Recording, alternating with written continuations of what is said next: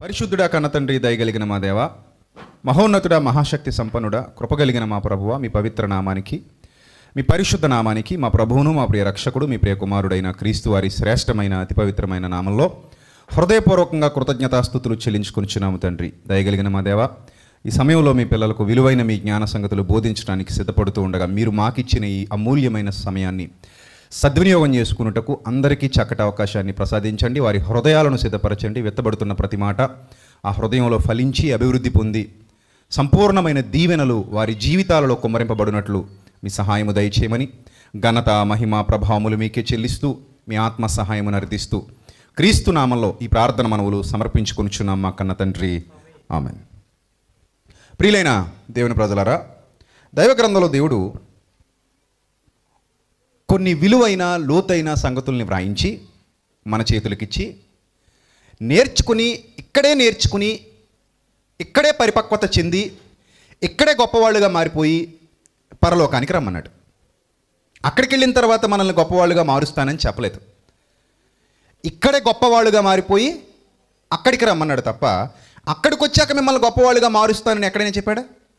చెప్పండి, ఎక్కడ చెప్పలా. అంటే ఇక్కడ మనకు అర్థం కావాల్సినటువంటి విషయం ఏంటంటే, శరీరాలలో మనం ఉండగానే, అందరూ జాగ్రత్తగా అబ్జర్వ్ చేయాలి, శరీరాలలో మనం నిలిచి ఉండగానే మనం ఏమైపోవాలి చెప్పండి?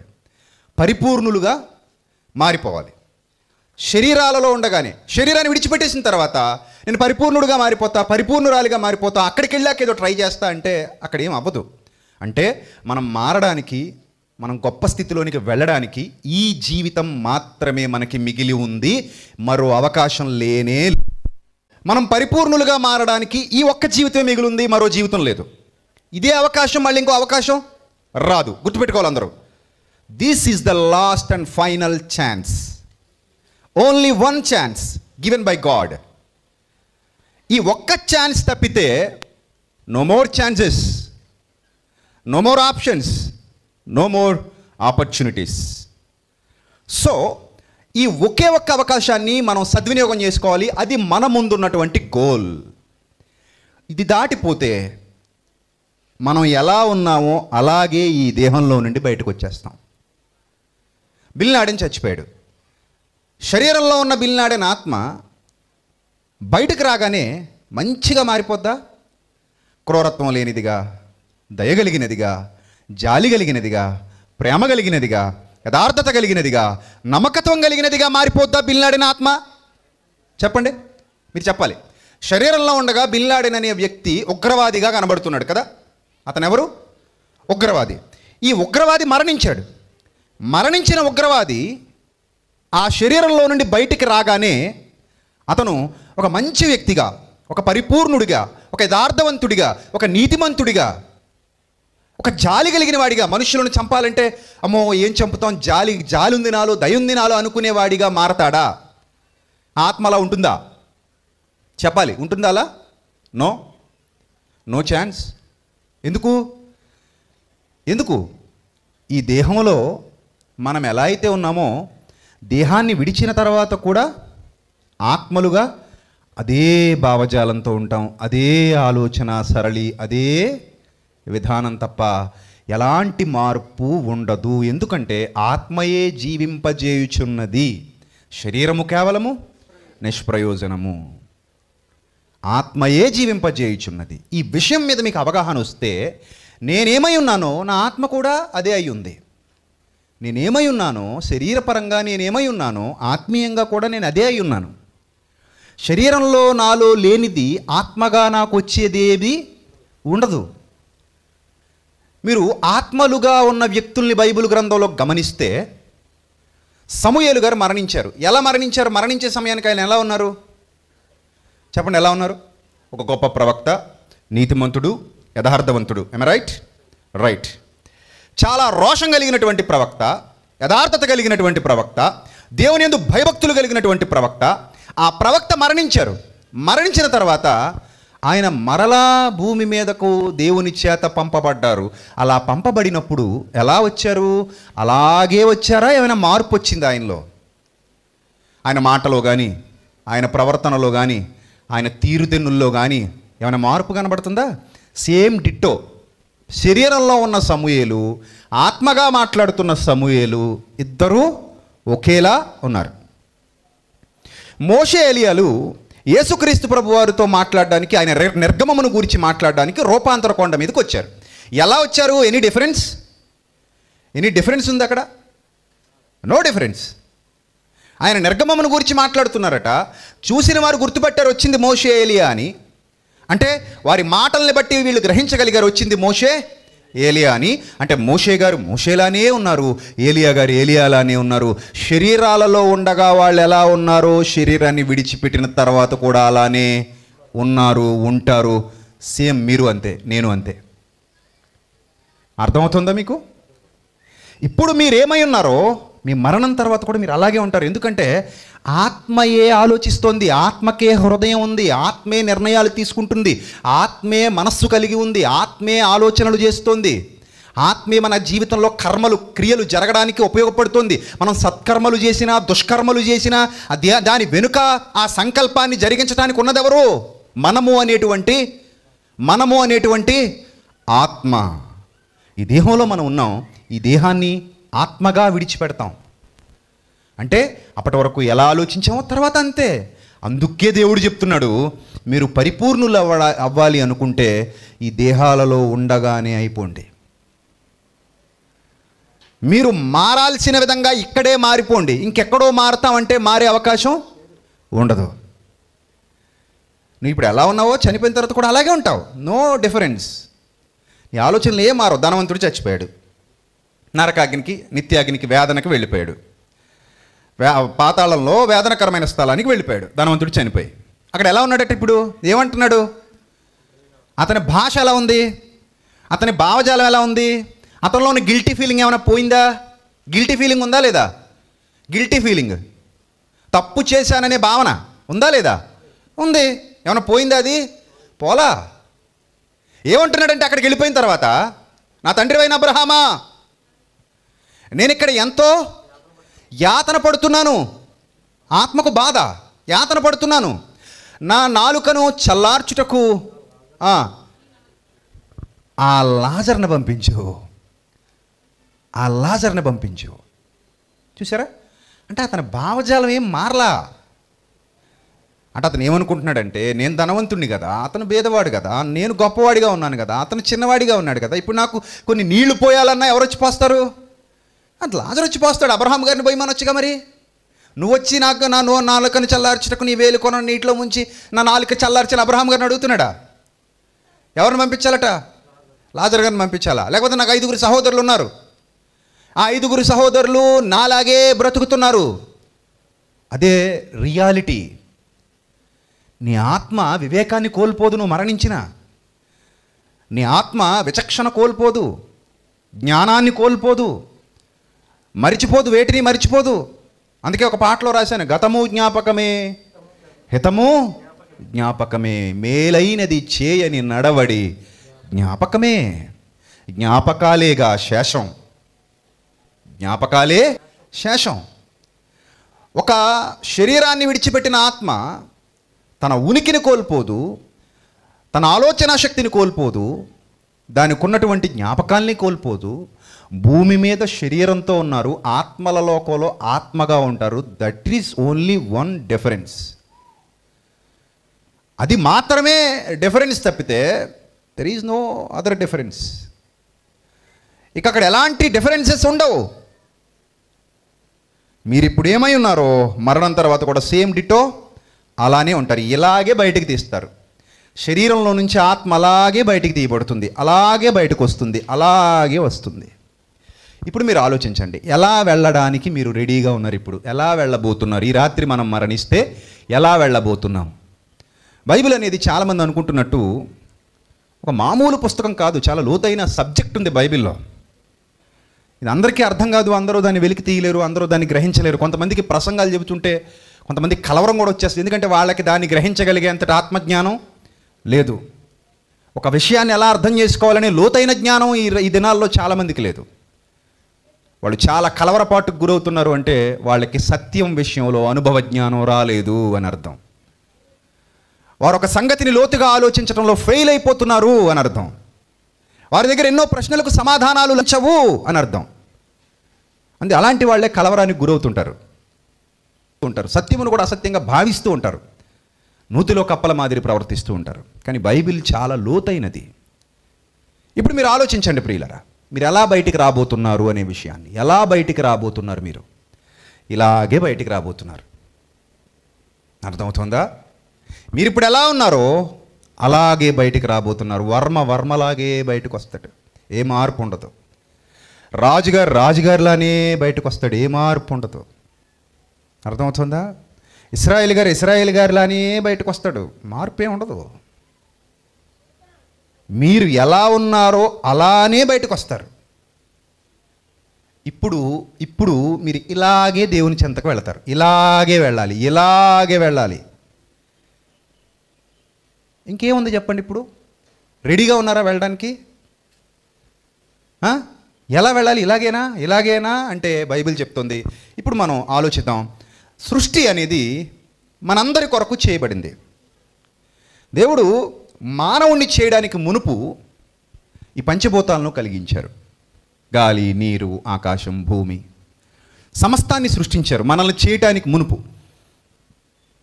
ఇది సృష్టి పూర్తయిన తర్వాతే మనం ఈ భూమి మీద శరీరాలతో అడుగుపెట్టాం. ఆదాము నుండి అందరూ వచ్చాం. ఆదాము గారు ఈ ప్రకృతిలోకి వచ్చే సమయానికే ఈ ప్రకృతి అంతా ఉంది. ఈ పచ్చని చెట్లు, ఈ చల్లని గాలి, ఈ చల్లని నీరు, ఈ సెలయేళ్ళు, జలపాతాలు, సముద్రాలు, కొండలు, లోయలు, ఆకాశం, సూర్యచంద్ర నక్షత్రాదులు అన్నీ కూడా ఆదాము గారి కంటే ముందే ఇలా అందంగా అమర్చబడి ఉన్నాయి. అందంగా అమర్చబడిన ఈ ప్రకృతిలోనికి ఆదాము గారి రాక జరిగింది. ఆదాము గారి తర్వాత మనందరి రాక జరిగింది.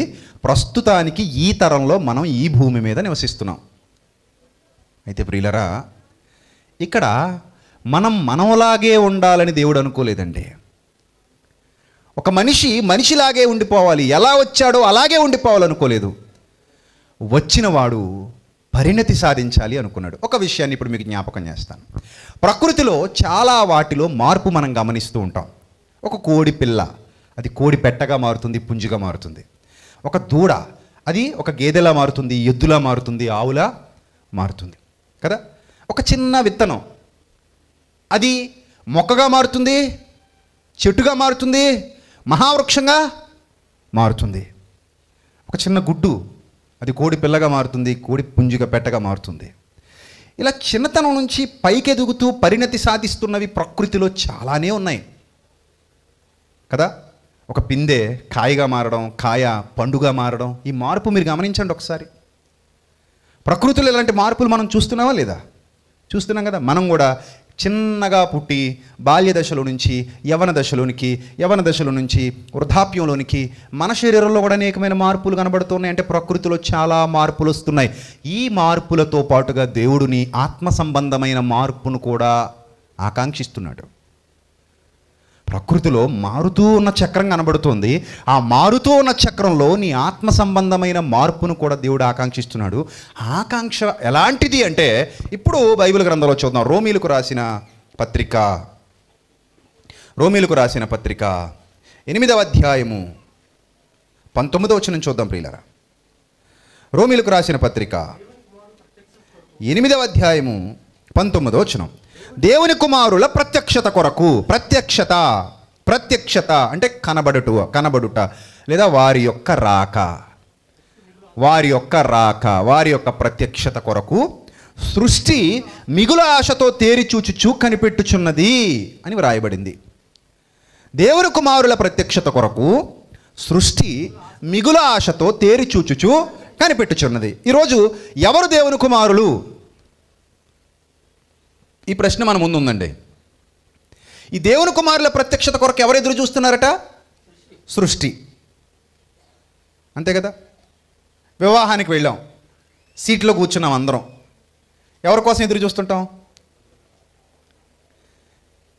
పెళ్లి కొడుకు వాళ్ళ అమ్మగారు నాన్నగారి కోసమా? పెళ్లి కూతురు తాత అమ్మమ్మ కోసమా? పెళ్లి కూతురు తాత ఎప్పుడు వస్తాడండి అంటామా కూర్చొని? ఎవరు కావాలి మనకి? ఎవరు కావాలి? వివాహానికి వెళ్ళామంటే పెళ్లి కొడుకు పెళ్లి కూతురు, ఎందుకంటే వాళ్ళే హీరో హీరోయిన్లు అక్కడ. ఇక వాళ్ళు లేకపోతే ఏమి లేదు, పెళ్ళి లేదు, వాళ్ళే హీరో హీరోయిన్లు, వాళ్ళ కోసమే ఎదురు చూస్తాం.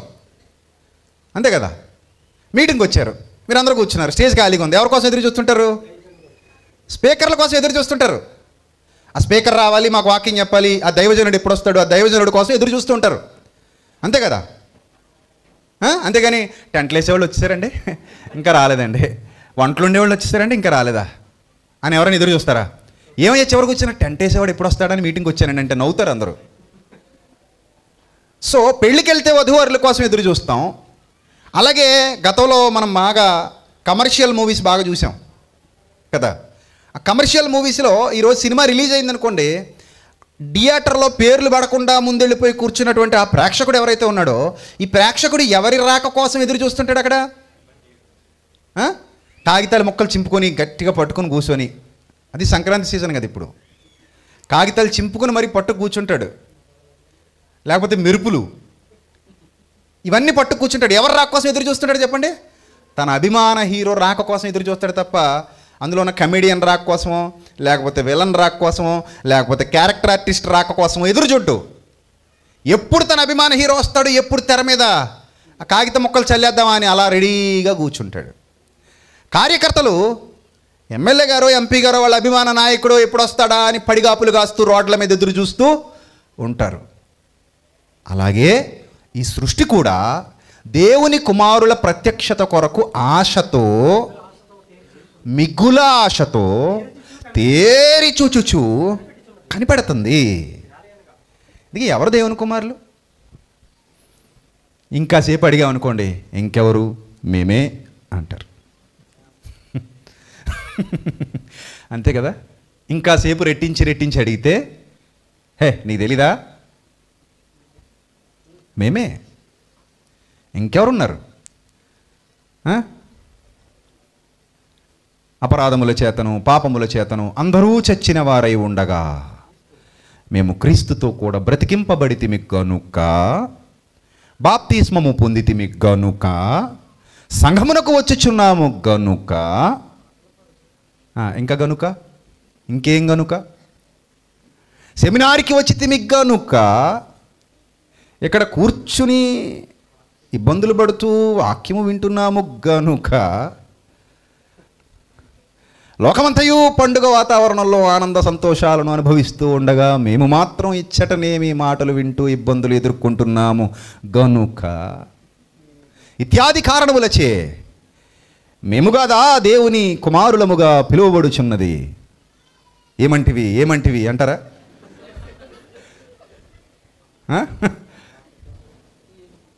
అలా అంటారా?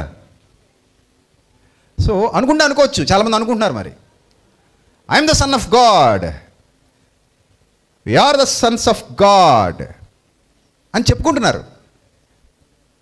మేమే దేవుని కుమారులము, మేమే దేవుని పిల్లలము.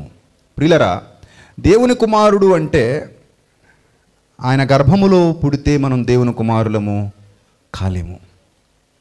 ఆయన సృష్టించాడు గనుక మనము దేవుని కుమారులుగా పరిపక్వత చెందిన వారము కాలేము. మరి ఎప్పుడు మనం దేవుని కుమారులముగా మారగలము? ఎప్పుడు ఈ సృష్టి అలాంటి దేవుని కుమారుల కొరకు ఎదురు చూస్తుంది, ఆ ప్రత్యక్షత కొరకు ఎదురు చూస్తున్నప్పుడు ఆ క్వాలిటీస్ కలిగి అడుగు పెడుతున్నటువంటి ఆ టాలెంటెడ్ పర్సన్స్ ఎవరు, ఎలా ఉండబోతున్నారు, వాళ్ళు ఎక్కడే ఉండాలి. ఇక్కడి నుంచి దాటిపోతే దేవుని కుమారుడుగా మారే అవకాశం ఉండదు. నేను అదే చెప్పాను ఇందాక. ఒక బిన్ లాడెన్ మరణించాడు, ఒక సద్దాం హుస్సేన్ మరణిస్తే, నిన్న మొన్న చంపేసినటువంటి రేపిస్టులు, ఉరి తీసినటువంటి రేపిస్టులు, వాళ్ళు చనిపోయారు. ఎన్కౌంటర్లో కొంతమంది చచ్చిపోయారు, ఉరి తీసి కొంతమందిని చంపేశారు.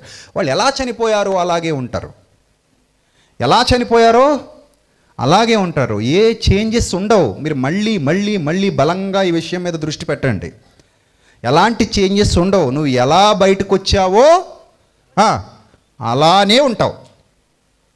ఇప్పుడు ఈ క్షణంలో నీ ఆత్మ బయటకు వచ్చేసింది అనుకోండి, నువ్వు ఎలా బయటకు వచ్చావో అలానే ఉంటావు. మార్పు లేని జీవితంతో నువ్వు బయటకు వస్తే మార్పు లేనట్టుగానే ఉన్నావు. మార్పుతో బయటకు వస్తే మార్పు కలిగిన దానవై కలిగిన వాడవై ఉన్నావు. అయితే నువ్వు బయటికి ఎలా రావాలంటే దేవుని కుమారుడిగా, దేవుని కుమార్తెగా రావాలి. ఇది నీ ముందున్నటువంటి టాస్క్. ఈ టాస్క్, ఈ లైఫ్ పూర్తయ్యేలోపు కంప్లీట్ అయిపోవాలి. ఒకవేళ నువ్వు కంప్లీట్ చేయలేకపోతే నువ్వు ఎలా ఉంటే అలాగే బయటకు వచ్చేస్తావు. ఎలా ఉంటే అలాగే. అర్థమైందా? రెడీ అవ్వడానికి నీకు ఒక 5 నిమిషాలు టైం ఇచ్చారు. ఈ 5 నిమిషాల్లోనే నువ్వు స్నానం చేయాలి, బట్టలు వేసుకోవాలి, పౌడర్ రాసుకోవాలి, తలదూకోవాలి, తలస్నానం చేయాలి, ఫేషియల్ చేసుకోవాలి, ఇంకా ఐబ్రోస్ షేప్ చేసుకోవాలి, ఇంకా ముఖం మీద ఉన్నటువంటి ఏమైనా చిన్న చిన్న ఉంటే రిమూవ్ చేసుకోవాలి, నీట్గా ఉండాలి ఫేస్ మొత్తం. స్క్రబ్బర్లు పెట్టుకుంటారు కదా, స్క్రబ్బర్లో. సో అవన్నీ పెట్టుకోవాలి. ఇవన్నీ చేసుకుని పెళ్లి కూతురు అయిపోవాలి. నీకున్నది 5 నిమిషాల సమయం, వరుడు వచ్చేస్తున్నాడు అన్నారు అనుకోండి. ముందు చెప్పొచ్చు కదండి అంటారు. ముందంటే అంతకుముందు, ఒకరోజు ముందంటే అంటే ప్లానింగ్స్ ఉంటాయి కదా. వరుడు ఏం చేయుచున్నాడు? వధువా త్వరగా సిద్ధపడు. సిద్ధపడన్న పదం చాలాసార్లు విన్నాం కానండి క్లారిటీ లేదండి. అనుకుంటున్నారా? సిద్ధపడంటే సిద్ధపడు అనుకున్నామండి మేము కూడా. ఓ సంగమా సిద్ధపడుమా అన్నామండి. కానీ సిద్ధపడడం అంటే ఏంటనేది ఒక క్లారిటీ లేదు. వరుడు వస్తున్నాడు, నువ్వు రెడీ అవ్వాలి. ఎలా రెడీ అవ్వాలి? టైం ఇవ్వకుండా రెడీ అయిపో అంటే అవ్వగలమా? కొందరు ఆదరా బాదరా భర్తలు ఉంటారు, తుఫాన్లు అంటోళ్ళు. ఎప్పుడు వస్తారో తెలియదు, ఎప్పుడు నిర్ణయం తీసేసుకుంటారో తెలియదు, ఎప్పుడు చెప్తారో తెలియదు. ఇంకొక 5 నిమిషాలు ఉంది, తొందరగా రెడీ అవ్వంటాడు. ఈవిడ బట్టలు ఎప్పుడు సర్దుకోవాలి, ఇల్లు ఎప్పుడు సర్దుకోవాలి, వంట ఎప్పుడు చేసుకోవాలి, అవన్నీ ఎప్పుడు చక్కబెట్టుకోవాలి, పిల్లల్ని ఎప్పుడు చూసుకోవాలి. ఏమంటే మీకు ఏమైనా పిచ్చా వెర్రా, ఒక గంట ముందు చెప్తారేంటండి, రోజు ముందు చెప్పలేరా అంటారు. అంటే నాకున్న బిజీ షెడ్యూల్ అని మర్చిపోయా అంటాడు. సో దేవుడు అలా అంటలా. నీకు లైఫే ఇచ్చేసా రెడీ అవ్వడానికి. 1 డే కాదు, 2 days కాదు, 3 days కాదు, 1 hour కాదు, హోల్ లైఫ్, మొత్తం జీవితాన్ని నీ కళ్ళ ముందు పెట్టి నిన్ను సిద్ధపడమన్నాడు.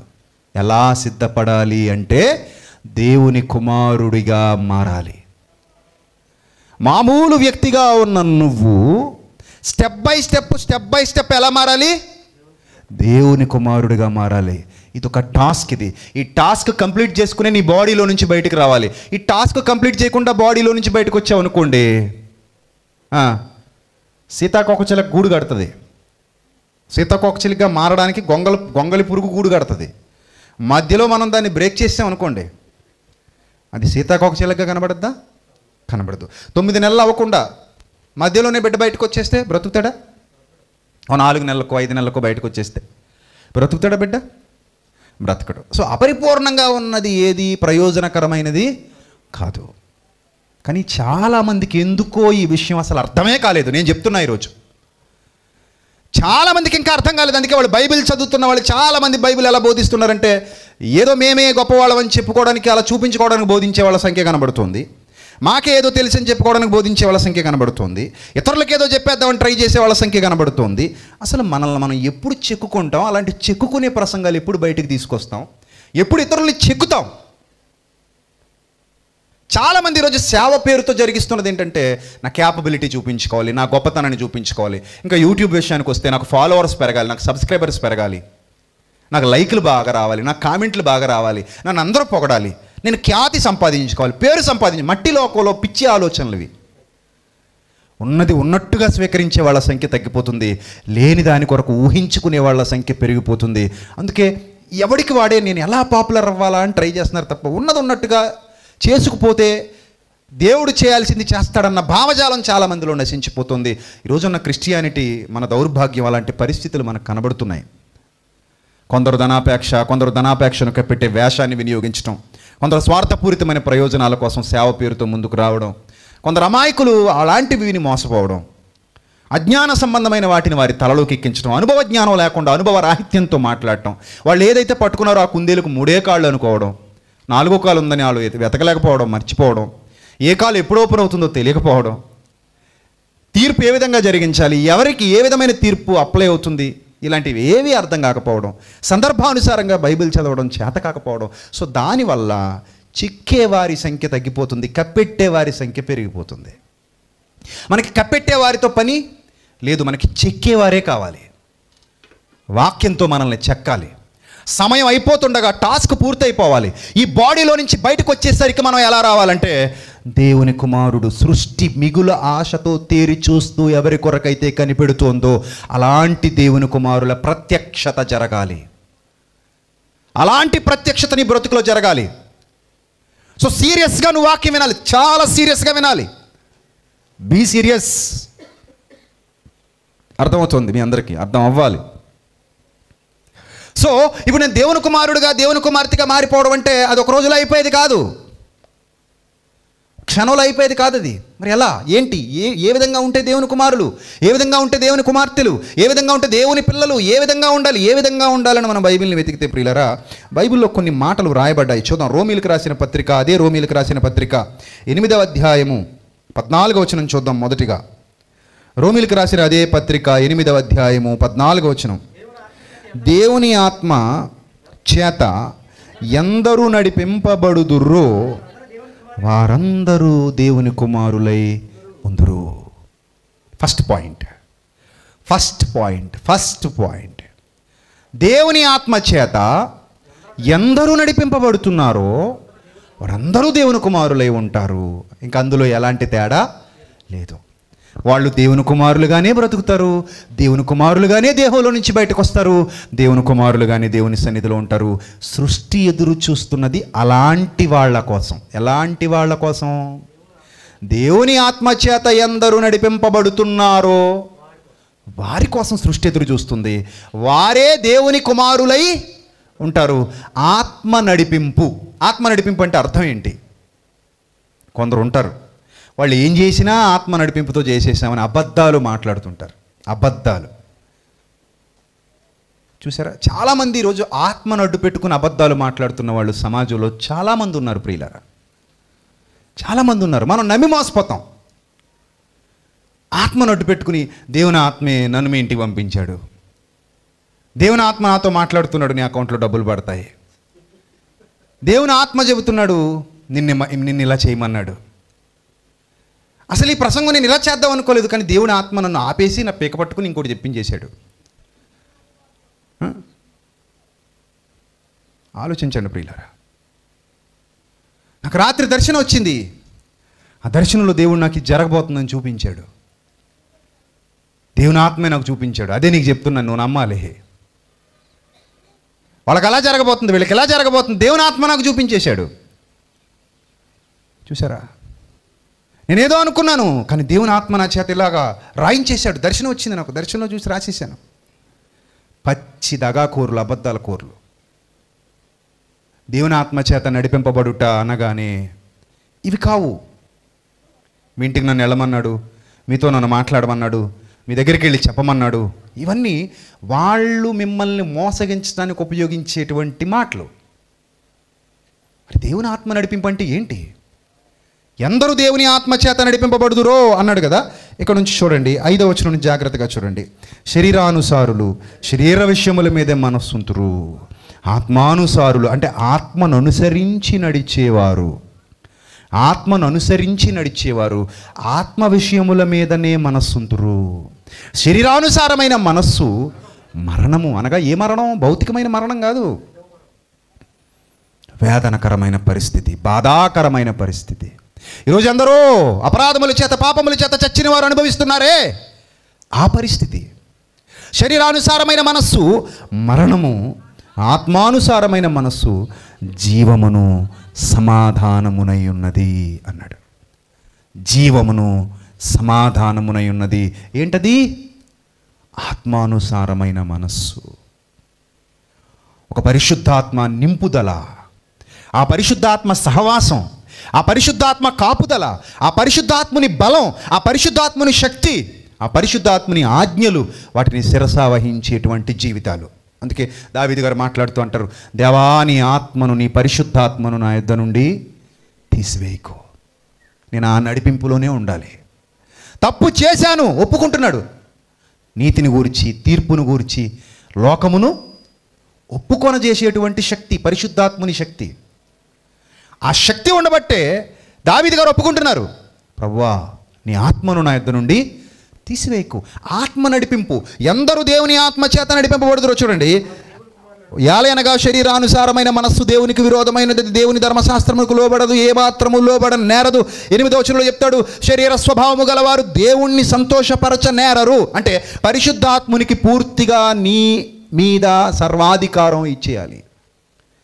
ఆయనే లీడింగ్ నీ జీవితానికి, లీడర్ అవ్వాలి. ఎవరయ్యా నీ జీవితానికి లీడర్ అంటే, holy spirit is my leader. పరిశుద్ధాత్ముడే నా నాయకుడు, ఆయనే నన్ను నడిపిస్తున్నాడు, ఆయన నడిపింపులో నేనున్నాను అని చెప్పగలిగే స్థితికి మనం వెళ్ళాలి. వాక్యం మనల్ని ఆ స్థితిలోనికి తీసుకెళ్తుంది. ఆత్మ నడిపింపు ఉన్న వాడిలో ఇక శరీర కార్యాలు కనబడవు. శరీర కార్యములు స్పష్టమై ఉన్నవి, చదువుతాం కదా. శరీర కార్యములు ఏమై ఉన్నవి? స్పష్టమై ఉన్నవి. అవి నిత్యము నీలో కనబడుతున్నాయి. అంటే నువ్వు దేవుని కుమారుడు కాదు, దేవుని కుమార్తెవు కాదు. నువ్వు ఎలాగే బయటకు వచ్చేస్తావు. ఎలాగే బయటకు వచ్చేసావంటే అలాగే వెళతావు. ఏమై ఉన్నావో అదే అయి ఉంటావు. తర్వాత ఇక్కడ ఏమై ఉన్నావో తర్వాత అదే అయి ఉంటావు. ఇక్కడ ఎలా ఉన్నావో నీ నిత్య జీవితం అలాగే ఉండబోతుంది. గుర్తుపెట్టుకో, నువ్వు ఇక్కడ ఏమై ఉన్నావో నీ నిత్య జీవితం అలాగే ఉండబోతుంది. గయ్యాళ అమ్మాయి అత్తోరింటికి వెళ్ళాక చెప్పాలి. గయ్యాళ అమ్మాయి అత్తోరింటికి వెళ్ళాక నెంబర్ 1 అమ్మాయ. అమ్మగారింట్లో గయ్యాళి, అత్తారింట్లో కూడా గయ్యాళే. ఎందుకంటే ఇక్కడ ఏమై ఉన్నదో అక్కడ అదే అయి ఉన్నది. ఏం మార్పేం వచ్చేలేదు. గయ్యాళే. అర్థమైంది? గుణవతే. అమ్మగారింట్లో గుణవతి, అత్తరింటికి వెళ్ళాక కూడా గుణవతే. ఇక్కడ గయ్యాళి, అక్కడికి వెళ్ళాక కూడా గయ్యాళే. ఏం మార్పు వచ్చేస్తుంది? మార్పు ఎలా వచ్చేస్తుంది? ఇక్కడ ఏది ఉంటే అదే కనబడుతుంది. అర్థమైందా? 100 రూపాయల నోటు డబ్బాలు వేసావు, 3 రోజులు గిలగిల తిప్పి బయటికి తీసావు, 200 వస్తాయా? వస్తాయండి? వచ్చినాయి అంటే అది మాయ. ఏదో మాయ చేశాడు, మోడీ చేశాడు. నువ్వు గిలగిల తిప్పి హోమ్ పట్టంట్లోకి వచ్చేసి అనుకోండి 2, అది అంత మాయ. అందులో ఏం వేసావో అదే ఉంటుంది. అది ప్రకృతి ధర్మం, ఇంకంతే. అది కొత్తది వచ్చింది అంటే అప్పుడే మ్యాజిక్. ఏదో మాయ చేశాడు, కనికట్టు కట్టాడు. సో నువ్వేమై ఉన్నావో నీ మరణం తర్వాత కూడా అదే అయి ఉన్నావు. ఇప్పుడు నువ్వు దేవుని కుమారుడా కాదా అనే ప్రశ్న నీ ముందున్నప్పుడు ఖచ్చితంగా నువ్వు దానికి సీరియస్గా రిప్లై ఇవ్వాలి. ఎస్, నేను దేవుని ఆత్మచేత నీ నడిపింపబడుతున్నాను. ఈ క్లారిటీ నీకుంటే నువ్వు సన్ ఆఫ్ గాడే. లేకపోతే సన్ ఆఫ్ ఇంకోటి ఉన్నాడు. అయ్యో, ఆయన్ని మర్చిపోతే ఎలా? ప్రతి సభలో మనం వాడిని గుర్తు చేసుకోవాల్సిందే, తప్పదు. దేవుడితో పాటు మనం ఎప్పుడు వాడిని కూడా గుర్తు చేసుకుంటాం. మరి తప్పదు. ఇంకా అదే విధి. Son of Satan.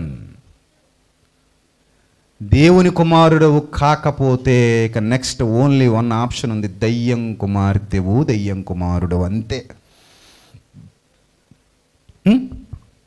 ఎవరు దేవుని ఆత్మచేత నడిపింపబడుతున్నారో వారు దేవుని కుమారులు. దేవుని ఆత్మ మీలో నివసించి ఉన్న ఎడల మీరు ఆత్మ స్వభావము గలవారే గాని శరీర స్వభావము గలవారు కాదు. ఎవడైనను క్రీస్తు ఆత్మ లేనివాడైతే వాడాయన వాడు. మీలో ఉన్న ఎడల మీ శరీరం పాపాల విషయమై చచ్చింది గాని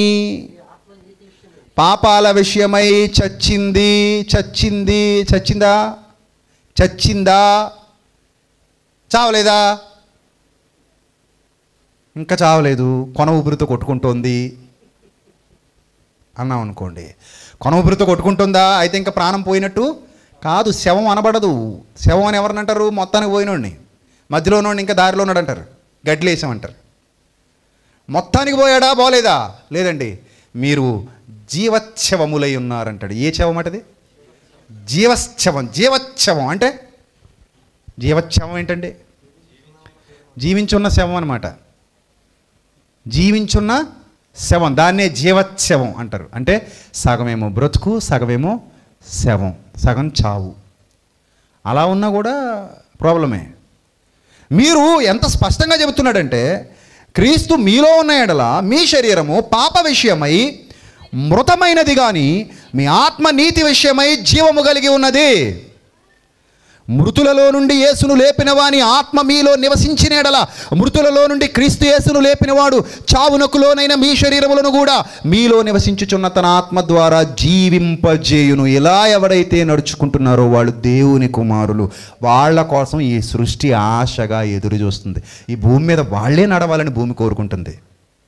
ఎందుకంటే దేవుడు ఎప్పుడు కూడా ఆకాశమా ఆలకించు, భూమి చెవియొగ్గు. నేను పిల్లలను పెంచి నీ మీదనే పెంచి గొప్పవారినిగా చేసి నీ మీదనే పెంచాను. నీలో నుండి ఆహారం రప్పించాను, నీలో నుండి నీటిని రప్పించాను, నీ మీదనే వారికి కావాల్సినవన్నీ సమకూర్చాను, నీ మీదే వారి జీవితాన్ని సుఖశాంతులతో నడిపించాను. ఈ ప్రకృతిలో పంచభూతాల వడిలో చల్లగా వారిని కాపాడుతున్నాను. నేనున్నానన్న విషయాన్ని ఎప్పటికప్పుడు వారికి రుజువు చేస్తూనే ఉన్నాను. సాక్ష్యము లేకుండా చేయలేదు. ఈ విధంగా నేను ఎప్పటికప్పుడు ప్రకృతిలో సాక్ష్యం ఇస్తూనే ఉన్నాను. అయినప్పటికీ నా పిల్లలు నా మీద తిరుగుబడి ఉన్నారు అని ఎవరితో చెప్పారు? ఆకాశమా ఆలకించు, భూమి చెవియొగ్గు. నేను ఇంత గొప్పగా చేశాను కదా, ఎక్కడైనా వీళ్ళకి ఏమైనా లోటు చేశానా? నువ్వే చెప్పు, ఏమైనా లోటు చేశానా? లేదండి. లేదు ప్రభువా. వీళ్ళకి ఏమైనా తక్కువ చేశానా? లేదు ప్రభువా. వీళ్ళకి ఏమైనా ఇబ్బంది కలిగించానా? లేదు ప్రభువా. వీళ్ళ కోసమే కదా ఇదంతా చేశాను. అవును ప్రభువా. కానీ ఎద్దు తన కామందు నెరుగును, గాడిద తన సొంత వాని దొడ్డి తెలుసుకును. నా పిల్లలకు తెలివి లేదు. పాపిష్టి జనమా అన్నాడు. పాపిష్టి జనమా, ఇశ్రాయేలును ఉద్దేశించి మాట్లాడుతున్నటువంటి మాటలు. ఇప్పుడు దేవుని కుమారులుగా మారలేకపోయారు. దెయ్యం కుమారులు కానీ బ్రతికారు, దెయ్యం కుమారులు కానీ చచ్చిపోయారు. ఆత్మచేత నడిపింపబడలేదు, దురాత్మచేత నడిపింపబడ్డారు. ఒక చిన్న అక్షరం తేడా. ఆత్మచేత నడిపింపబడటానికి, దురాత్మచేత నడిపింపబడడానికి చిన్న అక్షరమే తేడా. ఈరోజు ఎక్కువ మంది దురాత్మ నడిపింపులో ఉన్నారు తప్ప పరిశుద్ధాత్మ నడిపింపులో లేరు. పరిశుద్ధాత్మ నడిపింపు అనగానే బాహ్య సంబంధంగా కనబడేది కాదు. నీ అల్లరి కాదు, నీ కేకలు కాదు, నీ గంతులు కాదు, నీ హడావిడి కాదు, నీ వేషధారణ కాదు. అది హృదయ సంబంధమైనది. హృదయ సంబంధమైనది. నిన్ను టచ్ చేస్తే అర్థమైపోద్ది. నేను టచ్ చేస్తే అర్థమైపోద్ది నీలో పరిశుద్ధాత్మ నడిపింపు ఉందో లేదో. హృదయం నిండి ఉండే దాన్ని బట్టి నోరు మాట్లాడుతుంది. నీ క్రియలను అబ్జర్వ్ చేస్తే తెలిసిపోతుంది. నీ నడవడికి అబ్జర్వ్ చేస్తే తెలిసిపోతుంది. నీ పనులు, నువ్వు చేసేటువంటి క్రియలు, నీ కర్మలు సత్కర్మలా దుష్కర్మలా, ఎలాంటి కర్మలు కలబడుతున్నాయి నీ జీవితంలో, ఆ కర్మలను అబ్జర్వ్ చేస్తే తెలిసిపోతుంది ఎవరు నిన్ను నడిపిస్తున్నారని. ఇవన్నీ చూస్తుంటే నిన్నెవరు లీడ్ చేస్తున్నారో, ఎవరి లీడింగ్లో ఉన్నావో ఈజీగా కనబడిపోద్ది. మీకు అర్థమైపోతుంది కదా నేను చెప్తుంటే. నాకు అర్థం కావట్లేదు అన్నవాళ్ళు చేతులు ఎత్తండి. ఎవరు ఉన్నారా? ఎవరు లేరు. తెలివైన వాళ్ళే మీరు అందరూ. మీకు అందరికీ అర్థమవుతుంది, నాకు తెలుసు ఆ విషయం. ఎందుకంటే మీరు తెలివైన వాళ్ళు కాబట్టి. అమ్మో తెలివి తక్కువ వాళ్ళు సభకు వస్తే ఈ ప్రసంగం వేస్ట్ అయిపోయేది కదా. దేవుడి దేవాళ్ళు అందరూ తెలివైన వాళ్ళు వచ్చారు ఈరోజు. ప్రభువారు రేపు ఎల్లుండి అవతల ఎల్లుండి ఆ తర్వాత కూడా తెలివైన వాళ్ళని పంపించి ప్రభువా, లేకపోతే ప్రసంగాలు వేస్ట్ అయిపోతాయి ప్రభువా. ఇక్కడికి అందరూ ఇలాగే ప్రతిరోజు తెలివైన వాళ్ళు రావాలి కదా. రైట్. సో మీరు తెలివైన వాళ్ళు కాబట్టి మీరు ఇంత చక్కగా అర్థం చేసుకోగలుగుతున్నారు. ఏం అర్థం చేసుకున్నారు? ఏమర్థం చేసుకున్నారు? నేను ఇంతకీ దేవుని కుమారుణ్ణా కాదా అనే ప్రశ్న ఇప్పుడు మనందరికీ రావాలంటే, ఇప్పుడు రావాలి. ఎవరు దేవుని కుమారులంటే, ఎందరు దేవుని ఆత్మచేత నడిపింపబడుదురో వారు దేవుని కుమారులై ఉందరు. అంటే నీ లక్షణాలు నీ పరలోకపు తండ్రి చూస్తున్నాడు, నీ హృదయాన్ని నీ పరలోకపు తండ్రి చూస్తున్నాడు, నిన్ను పరిశీలన చేస్తున్నాడు. ఆయన నీవు పరిశీలన చేసి నన్ను తెలుసుకుంటివి అంటున్నాడు భక్తుడు. దేవుని ఆత్మ గలవాడు పడిపోయినా తిరిగి లేస్తాడు. దురాత్మ గలవాడు పడుకునే ఉంటాడు. ఎవరు లేపినా లేవడు. ఎందుకంటే వాడు దురాత్మ కలిగిన వాడు. పరిశుద్ధాత్మ కలిగిన వాడు ఒకవేళ పడిపోతే ఏ పరిస్థితులను వెంటనే తిరిగి లేస్తాడు. పరిశుద్ధాత్ముడు వాడిని అలా ప్రేరేపిస్తాడు, లేస్తాడు పైకి. కానీ దురాత్మ కలిగిన వాడు ఇంకెప్పటికీ లేవడు. ఎందుకంటే వాడిలో ఉన్న దురాత్మ వాడిని ఏం చేసింది? పడుకోబెట్టేసింది. అదే తేడా. ఈరోజు సమాజంలో అంతా మీరు చూడండి, ఈ ప్రపంచ ధర్మము చొప్పున నడుచుకుంటున్నారు. వాయుమండల సంబంధమైన అధిపతి. ఇప్పుడు వారిని ప్రేరేపించు శక్తి అన్నాడు బైబిల్లో. చూసుకోండి కావాలంటే ఆ మాట ఉందో లేదో. ఇప్పుడు వారిని ప్రేరేపించు శక్తి, ఒక ప్రేరేపణ పుట్టిస్తోంది ఆ దృశ్య శక్తి. అది దురాత్మది. నీ క్రియల్ని మాత్రమే పాడు చేస్తుంది దురాత్మ. అర్థమైందా? నువ్వు చుట్టూ ఎరబోసుకుని ఆ ఊ అని ఆనందించి అమ్మహాల వరకు చదివినా దానికి ఏం ఉపయోగం ఉండదు. ఉంటుందా? ఉండదు. నువ్వు కింద పడి దొలితే దానికి ఏ ప్రయోజనం ఉండదు. నువ్వు అరిస్తే పూనకాలు పూనితే దానికి ఏ ప్రయోజనం ఉండదు. నువ్వు నీళ్ళు తాగేస్తే నేను ఏదో రొట్ట పెట్టి కొడితే దానికి ఏ ప్రయోజనం ఉండదు. అది ఎందుకు అలా చేస్తుంది? పిచ్చిదేనా? ఎప్పుడైనా చేసింది అసలు? అలా చేయదు. అది దురాత్మ నీ అంతరంగిక స్వభావాన్ని పాడు చేసేస్తుంది. నీ అంతరంగ స్వభావాన్ని నాశనం చేసేస్తుంది. నువ్వేమై ఉన్నావో దాన్ని పాడు చేసి ఆ పాడైన దాన్ని బయటికి పంపిస్తుంది. పాడైన ప్రోడక్ట్ బయటికి రావాలి అంతే. పాలు పెరుగు పాడైపోవాలంటే ఏం చేయాలి? చెప్పండి? అందులో ఏదో చెత్త కలపాలి. ఉప్పు వేసామనుకోండి, పాలు ఏమైపోతాయి? ఇరిగిపోతాయి. అంతేనా? పెరుగు ఉంది, అందులో ఏదో కలిపేసామనుకోండి, ఏ తిలకం. పెరుగు పనిచేస్తుందా? పాడైపోయింది. సాతాను కూడా అంతే. నువ్వు బయటికి వెళ్ళేటప్పుడు మంచి ప్రోడక్ట్గా వెళ్ళకూడదు. ప్యాకింగ్ లోపల ఏం చేసేయాలి? నిన్ను కుళ్ళబెట్టేయాలి. ప్యాకింగ్ ఓపెన్ చేయగానే నువ్వు ఎలా ఉండాలి? దుర్వాసన వచ్చేయాలి. అప్పుడు ఆ ప్యాకింగ్ ఓపెన్ చేసినప్పుడు చిచ్చి అని బయటపడేయాలి నిన్ను. అదే లోపల బాగున్నావు అనుకో, ప్యాకింగ్ ఓపెన్ చేయగానే నేను తీసుకుని ఏం చేస్తాడు? ఆరగిస్తాడు. సో సాతాను ప్లాన్ అదే తప్ప ఇంకా వేరే ప్లాన్ లేదు. ఈరోజు చాలామంది ఆ వాయుమండల సంబంధమైన అధిపతి ప్రేరేపణకు లొంగిపోయి దేవుని కుమారులుగా లేరు. ప్రియులారా, సృష్టి ఏమో మిగుల ఆశతో మీకోసం తేరు చూస్తూ కనిపెడుతుంది. మీరు అదే సృష్టి మీద ఎలా నడుస్తున్నారు? ఆ సృష్టిలో ఇప్పుడు ఈ సృష్టిలో మీరు ఎలా ప్రయాణం సాగిస్తున్నారు? ఎలా ప్రయాణం సాగిస్తున్నారు? ఈ సృష్టిలో మీరు ప్రయాణం చేస్తున్నారా లేదా? ఇప్పుడు ఈ సృష్టిలో మీ ప్రయాణం జరుగుతుందా జరగట్లేదా? జరుగుతుంది. వాట్సాప్లో లైవ్ లొకేషన్ అని ఉంటుంది. ఆ లైవ్ లొకేషన్ మీరు ఎవరికైనా పెట్టారనుకోండి, షేర్ చేశారనుకోండి, మీరు ఏ వీధిలో నుంచి వస్తున్నారో, మీ కారు కానీ మీ బైక్ కానీ ఎక్కడుందో మీ మొబైల్ని బట్టి ఆ ట్రాకింగ్ అనమాట అవతలకు చూపిస్తుంటుంది. మీరు ఎక్కడి వరకు వచ్చారు? ద్వారపూడి బ్రిడ్జ్ వరకు వచ్చారు. నేరుగా వచ్చేయండి. మీరు ఇప్పుడు అక్కడ టెంపుల్ దగ్గర ఉన్నారు, నాకు కనబడుతున్నారు అంటాడు ఫోన్లో. ఎలా కనబడుతున్నారు నీకు?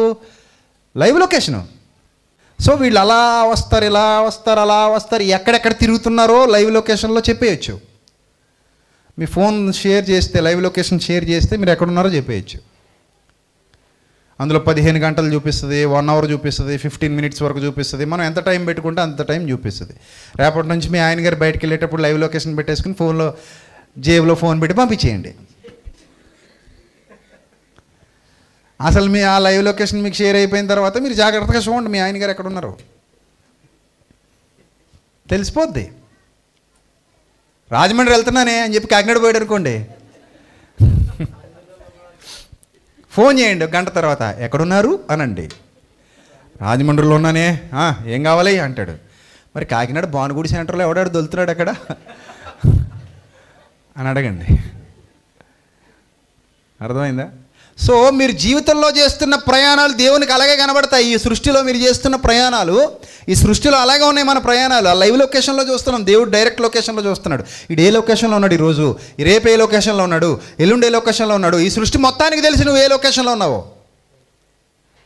ఈ సృష్టి మొత్తానికి తెలిసి నువ్వు ఎక్కడ లొకేట్ అయ్యావో, ఆ లొకేషన్ ఎక్కడుందో తెలుసు, అది రికగ్నైజ్ చేస్తుంది. అప్పుడు ఒక్కసారి మీరు ఆలోచించండి, మీరు చేస్తున్న ప్రయాణాలు చాలా ఎక్కువ ఉన్నాయి, కానీ ఇన్ని ప్రయాణాలు ఈ సృష్టిలో జరుగుతున్నాయి కదా, ఈ సృష్టి మిమ్మల్ని బట్టి ఆనందపడుతుందా?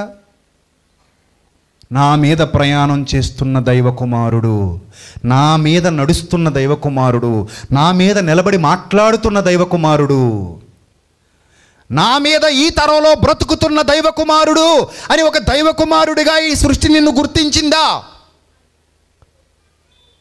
గుర్తించలేదా? ఒక దైవకుమారుడిగా ఈ సృష్టి నిన్ను గుర్తించకపోతే, ఒక దైవ కుమార్తెగా ఈ సృష్టి నిన్ను గుర్తించకపోతే, ఆత్మ నడిపింపు అనేది నీలో మిస్ అయిపోయింది. Yes, you missed.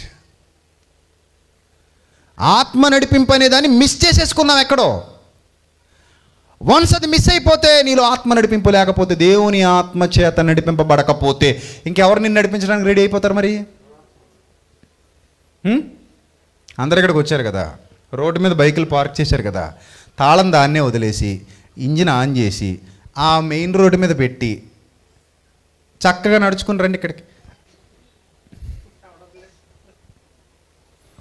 సాయంత్రం వెళ్ళేసరికి ఉంటుంది అక్కడ బండి. ఎందుకు ఉండదు? తాళం దాన్నే ఉంది, ఇంజిన్ చూస్తే ఆన్లో ఉంది. ఇంక చేయాల్సింది ఏముంది? చక్కగా ఎక్కి ఎక్సలేటర్ తిప్పడమే, గేర్ వేసుకొని. అంత అంత ఫెసిలిటీస్ ఇస్తే, అన్ని ఫెసిలిటీస్ కల్పిస్తే ఆడు ఊరుకుంటాడా? వాడే ఊరుకోకపోతే వాళ్ళ బాబు ఊరుకుంటాడా మరి? వాడే ఊరుకోకపోతే వాడు చిన్నోడు. ఈ దొంగలందరూ చిన్నోళ్ళు. ఈ దొంగలకే దొంగ కూడా ఉన్నాడు. ఆడు పెద్ద దొంగ, వాక్యపు దొంగ. వీళ్ళు బంగారాలు, నెక్లెస్లు, మెడలో చైన్లు, పరసలు కొట్టేస్తారు. చిన్న దొంగలు. వాడు పెద్ద దొంగ. ఏది విలువైందో తెలిసి అదే కొట్టేస్తాడు. సో నీ దగ్గర నా దగ్గర వాక్యం కొట్టేసే వాక్యపు దొంగ నిన్ను నడిపించడానికి ఐఎమ్ రెడీ, నేను డ్రైవ్ చేస్తా ఈ బైక్ అని చెప్పి వచ్చి తీసేసుకుని వెళ్ళిపోతాడు అంతే. ఇప్పుడు చాలామందిని నడుపుతున్నాడు తెలుసా మీకు? వాడి నడిపింపులో చాలామంది ఉన్నారు. అందుకే వాళ్ళు దేవుని కుమారులుగా ఈ సృష్టిలో కదలట్లేదు. ఆ లొకేషన్స్లో ఎక్కడా కూడా దేవుడు చూస్తే ఒక్కటి కూడా లైట్ ఎలగట్లే, అన్నీ ఆరిపోయిన దీపాల్లా కనబడుతున్నాయి. దేవుని కుమారులు కాకపోతే దేవుని సన్నిధిలో ఉండే అవకాశాన్ని కోల్పోతారు. ఇప్పుడు మీరు దయ్యం కుమారులైతే నిత్యత్వంలో కూడా మీరు ఎవరు కుమారులు? చెప్పండి. నిత్యత్వంలో కూడా మీరు ఎవరు కుమారులు?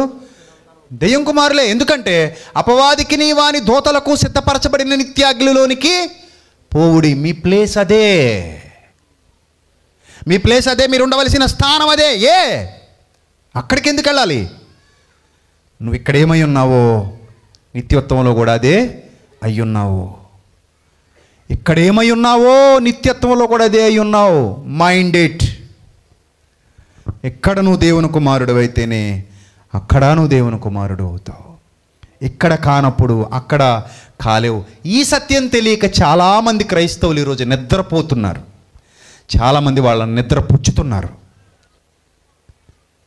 వాళ్ళకి తెలియట్లా. ఉన్న సమయం అంతా వృధా అయిపోతుంది. లాస్ట్కి వచ్చేసరికట మారిపోదాం అనుకుంటున్నారు. నేను నిజంగా చెప్తానండి, నా స్వీయ అనుభవం. నేను సత్యం తెలియక మునుపు ఒక చర్చిలోకి వెళ్ళి కూర్చున్నప్పుడు ఆ చర్చిలో వాక్యం వింటున్న ప్రతిసారి నాకు ఏమనిపించేదంటే, ప్రభు వస్తాడు కదా, మధ్యాకాశంలో బోర మోగుతుందట. అలా మోగినప్పుడు వెంటనే మోకరించి, ప్రభు పాపిన ప్రభు నన్ను క్షమించి ప్రభు, ప్లీజ్ ప్రభు పాపిన ప్రభు అంటే, సర్లేరా ఏడ్చేలేరా తొందరగా అంటాడు కదా, అయిపోయిందంతే. ఇలాగే సంవత్సరాలు భావించాను నేను, సంవత్సరాల పాటు భావించాను. అలా భావిస్తే ఇంకా మనలో మార్పు వస్తుందండి? అసలు ప్రభు అలాగా అంటాడండి ఎప్పుడైనా? ఇప్పుడు ప్రభు వచ్చిన తర్వాత, లేకపోతే మరణం వచ్చిన తర్వాత ప్రభు క్షమించి ప్రభు క్షమించి ప్రభు అంటే అది దొంగ నటన, లేకపోతే యథార్థమైన మార్పు? అది నటనే కదండి అది. అలాంటి బోధలు జరుగుతున్నాయి ఈరోజు క్రైస్తవ సమాజంలో. అందుకే ఎవరికి బయలుచ్చాడు, చర్చికి వెళ్తారు, తెల్లబట్టలు వేసుకుంటారు, పరిశుద్ధంగా నటిస్తారు, పాటలు పాడతారు. బయటకు వచ్చాక చూడండి ఎవరు నడిపిస్తారు వాళ్ళని. మీరు నిజాలు చెప్పండి, ఎవరు నడిపిస్తారు? బయట చూడండి ఎవరు నడిపిస్తున్నారు వాళ్ళని. మరి అక్కడేంటి అంతలా ఉన్నావు? అక్కడ వెళ్ళినప్పుడు ఆ కాసేపు నిన్ను చూస్తుంటే తెర మీద వాళ్ళు కూడా ఆస్కార్ అవార్డు వచ్చేవాళ్ళు కూడా అలా చేయలేరేమో అనిపిస్తుంటుంది. కానీ ఇక్కడ నుంచి మళ్ళీ ప్లేస్ మారి ఇక్కడికి రాగానే నీ ఒరిజినాలిటీ బయట పెట్టేస్తుంటావు. అది ఒరిజినల్ అది. ఇదే డూప్లికేటు. చర్చిలో ఒరిజినల్లో బయట డూప్లికేటు అయితే మరి సృష్టిలో ఏంటని అడుగుతున్నాను నేను. చర్చిలో డూప్లికేటు, బయట ఒరిజినల్ అయితే సృష్టిలో ఏంటి? చర్చిలో ఉన్నప్పుడు కూడా సృష్టిలోనే ఉన్నావు, ఇంట్లో ఉన్నప్పుడు కూడా సృష్టిలోనే ఉన్నావు, ప్రయాణంలో ఉన్నప్పుడు సృష్టిలోనే ఉన్నావు. ఎక్కడ తిరుగుతున్నా సమస్త పంచభూతాలు నిన్ను గమనిస్తూనే ఉన్నాయి. అక్కడ ఏంటి? నువ్వు దేవుని కుమారుడుగా, దేవుని కుమార్తెగా బ్రతకకపోతే నిత్యత్వంలో దేవునితో ఉండే అవకాశాన్ని ఖచ్చితంగా కోల్పోతావు. ఖచ్చితంగా కోల్పోతావు. మళ్ళీ చెప్తున్నా, ఎక్కడేమై ఉన్నావో నిత్యత్వంలో కూడా అదే అయి ఉన్నావు. అందుకే నువ్వేమి విత్తుదువో ఆ పంటని కొయ్యదు. ఇప్పుడు చెప్పండి, సిద్ధపాటు అంటే ఏంటి? ఎక్కడ సిద్ధపాటు? ఎక్కడండి సిద్ధపాటు? వెళ్ళిపోయాక చేద్దామా? పెళ్ళి అయిపోయిన తర్వాత పెళ్లి కూతురు రెడీ అవుతాను అందనుకోండి, పెళ్ళివారు ఏమంటారు?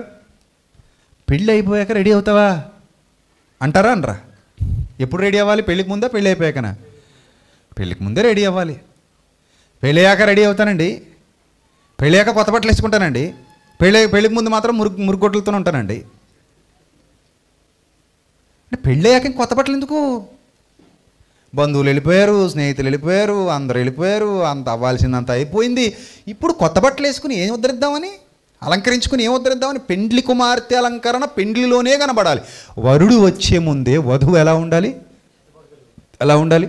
సిద్ధంగా ఉండాలి. ఇప్పుడు మీరు దేవుని కుమారులైతేనే దేవునితో ఉంటారు. ఇంకొక రెఫరెన్స్ చూద్దాం ప్రియులారా. దేవుని కుమారుల ప్రత్యక్షత కొరకు సృష్టి మిగుల ఆశతో తేరి చూస్తూ కనిపెడుతుంది కదా. మరో మాట చూద్దాం. మత్తయి సువార్త 5వ అధ్యాయము 9వ వచనం. మత్తయి సువార్త 5వ అధ్యాయము 9వ వచనం. మత్తయి సువార్త 5వ అధ్యాయము 9వ వచనం. సమాధానపరచువారు ధన్యులు, వారు దేవుని కుమారులు అనబడుదురు. ఎవరు? సమాధానము అనేది ఎవరి లక్షణం? సమాధానము అనేది ఎవరి లక్షణం? దేవుని కుమారుల లక్షణం. సమాధానపరిచేవారు ధన్యులు. ఇద్దరికి యుద్ధం పెడితే నువ్వు ధన్యుడివా? ఇద్దరి జీవితంలో యుద్ధం పెట్టేస్తే నువ్వు ధన్యుడివా? ఇద్దరి నాశనాన్ని నువ్వు చూస్తే ధన్యుడివా? ధన్యురాలివా? ఒక యుద్ధం జరిగిస్తే నువ్వు ధన్యుడివి కాదు. ఒక యుద్ధం జరిగిస్తే నువ్వు ధన్యురాలివి కాదు.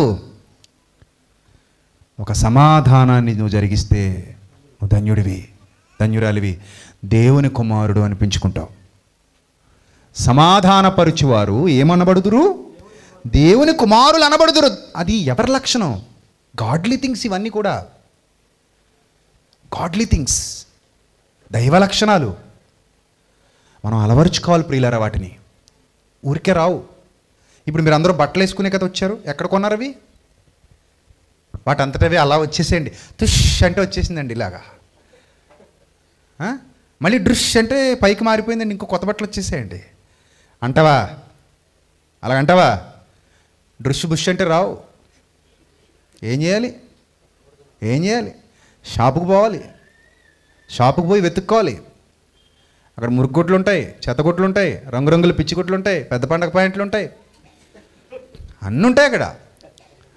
అందులో ఏది మనకు ఉపయోగకరమైందో దాన్ని ఏం చేయాలి? తీసుకోవాలి. నీ వస్త్రాలు కూడా నిన్ను ప్రజెంట్ చేస్తుంటాయి. ఒక్కోసారి నీ వస్త్రాలు నేను ప్రజెంట్ చేస్తాయి చేయవా? చేస్తాయి చేయవా? ఇప్పుడు మీరు సినిమా హీరోయిన్ లాగా వచ్చారనుకోండి ఇక్కడికి, ఎవరైనా మిమ్మల్ని ఇక్కడ వండిస్తారా? సినిమా హీరోయిన్లో ఇక్కడికి వస్తే మిమ్మల్ని ఎవరైనా ఇక్కడ వండిస్తారా? దరిద్రపు కొట్టుదానా, నీకేమైనా పోయే కాలవా? చక్కగా బట్టలు వేసుకోక పిచ్చికని పట్టిందా, మెంటల్ దానిలో వచ్చావు బయట అంటారా? అనరా? విచిత్రంగా చూడాలనుకోండి అందరూ మీ వైపు, మీరు ఏం చేయాలి? ఏం చేయాలి? అలా రావాలి. ఇంకా అందరి దృష్టి మీ మీదే ఉంటుంది. చాలామంది అలా అనుకుంటారు, అందరి దృష్టి నా మీద ఉండాలని పెద్ద పండగ ప్యాంట్లు కొనేసుకుంటారు. అవి చూస్తేనేమో అన్ని పోస్ట్ ఆఫీస్ డబ్బాలే కదా. సో మంచి వస్త్రాలు ఎలాగైతే సెలెక్ట్ చేసి వేసుకుని నీ ప్రజెంటేషన్ చూపిస్తున్నావో, నీ ప్రజెంటేషన్ అది నిన్ను అవి ప్రజెంట్ చేస్తుంటాయి. ఒక్కోసారి నువ్వు వేసుకున్న బట్టలు కూడా నిన్ను ప్రజెంట్ చేస్తుంటాయి. గౌరవంగా ఉన్నాడు, బాగున్నాడు, నీట్గా ఉన్నాడు, డిగ్నిఫైడ్గా. అమ్మాయిని చూడగానే, ఎస్తేరుని చూడగానే ఏం పుట్టిందట? దయ పుట్టిందట. ఆ దయ ఎందుకు పుట్టింది చెప్పండి? పైన అందమైన వస్త్రధారణ మూలాన దయ పుట్టింది. అలా కాకుండా క్యాబరే డాన్సర్ల బట్టలు ఉంటాయి, అలాంటి వేసుకెళ్తే ఎవరికైనా దయపడుద్దా? దరిద్రం మొక్క బయటికి పో అంటారు. అసలు రాకును ఇక్కడ కంటికి కనబడకంటారు. ఎందుకంటే దయ పుట్టేలా లేదు అలంకరణ, దయ పుట్టేలా లేదు వస్త్రధారణ. అంటే నిన్ను కూడా అవి ప్రజెంట్ చేస్తున్నాయి. ఇన్ ది సేమ్ వే మనలో ఉన్న క్వాలిటీస్ ఏవైతే ఉన్నాయో, సమాధానపరిచే గుణం ఉందనుకోండి మీలో, చాలా మంచి ఆవిడండి ఈవిడ, చాలా మంచి ఆయనండి ఈయన, ఎవరికి గొడవలు పెట్టడండి, సమాధానపరచడానికే చూస్తాడు. గొడవలు పెట్టే క్యారెక్టర్ కాదండి ఈయనది, గొడవలు పెట్టే క్యారెక్టర్ కాదండి ఈమెది, సమాధానపరిచే క్యారెక్టర్. అది దేవుని లక్షణం. సమాధానపరిచే క్యారెక్టర్ ఉంది ఈమె దగ్గర, ఇతని దగ్గర. ఒకడు ఉంటాడు లింకుల మాస్టరు, ఎవరెవరో లింక్ వేసేస్తుంటాడు. ఆ లింక్ వేస్తే తప్ప మనోడికి సంతోషం ఉండదు. కలహప్రియుడు, అదే వాళ్ళ భోజనం. ఆ కొప్పుకి ఈ కొప్పుకి అగ్గెట్టేసిపోతాడు. అదే భోజనం, మరి ఏం చేస్తాడు? ఇంకా సంబరపడిపోతుంటారు కొంతమంది, అమ్మయ్య అని. మనకే అలాంటి లక్షణాలు ఉండేవి చిన్నప్పుడు. నేను కూడా అంతే, ఎవరైనా కొట్టుకుంటున్నారంటే కాసేపు అలా ఫ్రీగా చూసి వచ్చేవాడిని విడదీయకుండా. భలే కొట్టుకుంటున్నారు వీళ్ళని. సో మనం మార్పు చెందాలి. ఆ సమాధానపరిచే గుణం మనలోకి రావాలి. సమాధానపరచువారు ధన్యులు, వారు ఏమని అనిపించుకుంటారట? దేవుని కుమారు. ఇవి క్వాలిటీస్ అండి, మనం ధరించుకోవాలి, తెచ్చుకుని ధరించుకోవాలి. ఇవి ఇలాంటి వచ్చేవి, ఇలాంటి వచ్చేవి. అవి మనం సాధన చేస్తేనే వస్తాయి. సాధన చేయాలి. ఓ, ఈ గుణం నాకు కావాలి, నాకు వైట్ షర్ట్ అంటే ఇష్టం, నాకు బ్లాక్ షర్ట్ అంటే ఇష్టం, నాకు ఈ శారీ అంటే ఇష్టం, నాకు ఈ కలర్ అంటే ఇష్టం, నాకు ఈ కలర్ లేదు, ఆ కలరే కావాలి అంటావు చూడు, అంటావా? అలాగే నాకు ఈ క్వాలిటీ లేదు, నాకు ఈ క్వాలిటీయే కావాలి డాడీ, మమ్మీ, నాకు ఈ క్వాలిటీ కావాలి మమ్మీ, నాకు ఈ క్వాలిటీ కావాలి డాడీ, నాకు ఈ క్వాలిటీ కావాలి, ఈ క్వాలిటీ నాలో లేదు, ఇది రాదు, నాకు ఎర్రది లేదు, తెల్లది లేదు, నల్లది లేదు, ఇది వస్తుంది, ఇది లేదు నాలో, ఇది కావాలి. అలా నువ్వు బలమైన నిర్ణయం తీసుకోవాలి. ఈ సెమినార్లో మీకు ఇలాంటివి చాలా దొరుకుతాయి. ఇంకా 4 రోజులు ఉన్నాయి మన ముందు. సాయంత్రం ఉపవాస ప్రార్థనకు ఓకే అంటే సాయంత్రం కూడా మెసేజ్ చెప్తాను. మరి ఉపవాస ప్రార్థన ఓకేనా? ఉపవాస ప్రార్థన సాయంత్రం ఎవ్వరు మాట్లాడట్లేదు. వద్దులేండి, ఎందుకులేండి అనుకుంటున్నారు. ఇంటికి పోతాం బాబు, మళ్ళీ పొద్దున వస్తాం. ఏమండి, ఈ సంవత్సరం విచిత్రమైన సెమినార్ అండి. నాకు కూడా అసలు ఫుల్ఫిల్ అయినట్లేదు.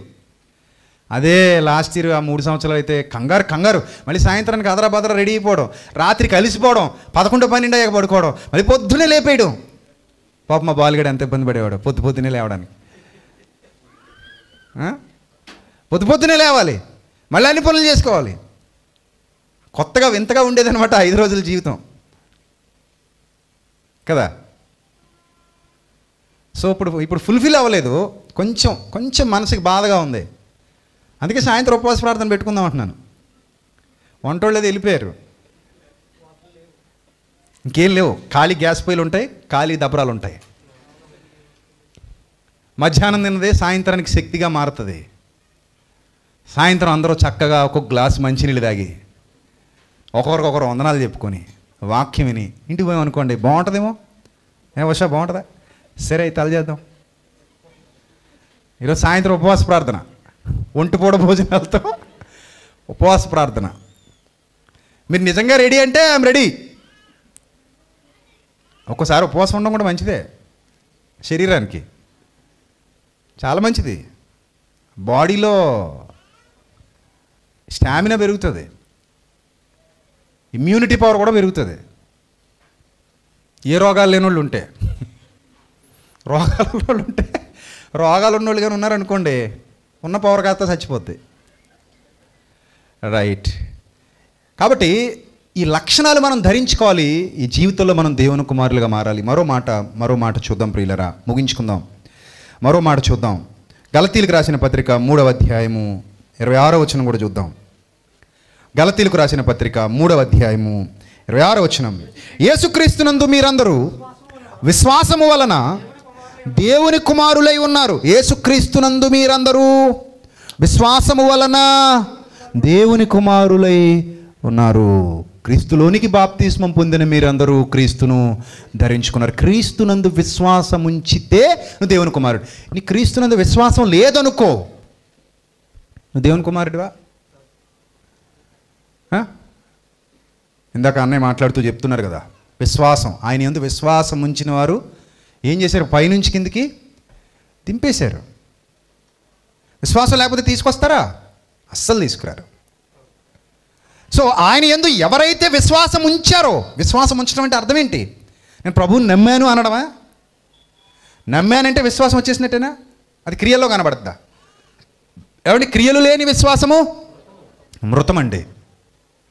నమ్మాను అంటే విశ్వాసి కాదు, క్రియల్లో కనబడాలి. నేను నిన్ను భార్యగా స్వీకరించాను, లేదా నేను నిన్ను భర్తగా స్వీకరించాను. మీ ఇంట్లో నువ్వు ఉండు, మా ఇంట్లో నేను ఉంటా. అప్పుడప్పుడు వస్తా, హాయ్ చెప్తా, మళ్ళీ వెళ్ళిపోతా. ఎప్పుడో పండగ పబ్బానికో మళ్ళీ కనబడతా, హో నువ్వు నా మొగుడు కదా అంట. ఎస్ నాకు గుర్తొచ్చావు, నువ్వు నా భార్య కదా, ఎస్ అప్పుడు ఎప్పుడో పలానా కళ్యాణ మండపంలో ఎక్కడో పెళ్ళైంది కదా మనకి, ఎస్ యువర్ రైట్. హో మంచి అన్యోన్య దాంపత్యం అంటారా? అన్యోన్య దాంపత్యం అవార్డు ఇస్తారా? వాళ్ళకి అవార్డు ఇస్తారా? మీ ఆయన గారు ఎక్కడ ఉంటారమ్మా అంటే, ఏమో తెలియదండి, వాళ్ళ ఇల్లు ఎక్కడో నాకు చెప్పలేదండి ఎప్పుడు, వాళ్ళ ఇల్లు ఎక్కడో నాకు తెలియదండి, నాకు ఎప్పుడు చెప్పలేదండి ఆయన అన్నారనుకోండి, అది ఎంత అందమైన సమాధానం. మీ ఆవిడ గారు ఎక్కడ ఉంటారనంటే, తెలియదండి, అప్పుడప్పుడు కనబడుతుంటుంది ఆ బజార్లోనే మార్కెట్లో ఎక్కడో, అప్పుడప్పుడు అలా కనబడి వెళ్ళిపోతుంటుందండి మెరుపుతీగలాగా, అప్పుడే మాట్లాడుతుంటాను, మళ్ళీ కనబడాలి.